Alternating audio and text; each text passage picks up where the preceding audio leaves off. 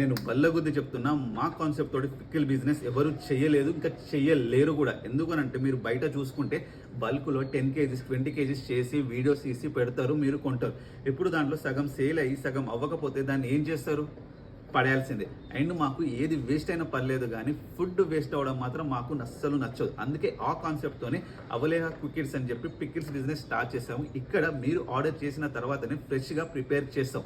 మీరు పావు కిలో చేయండి, అరకిలో, కిలో ఎంతైనా చేయండి. మీరు రోజు పావు కిలో ఆర్డర్ చేసినా మేము రోజుకి పావు కిలో చేసుకుంటూనే వెళ్తాము. కానీ ఏ రోజు బల్క్లో ముందే ఆర్డర్ వస్తుంది కదా ప్రిపేర్ చేసి అయితే మేము అస్సలు పెట్టాము. మీరు ఎన్నిసార్లు ఆర్డర్ చేయండి, అన్నిసార్లు మీరు ఆర్డర్ చేసిన తర్వాతనే మేము పికిల్స్ అనేది ప్రిపేర్ చేస్తాం.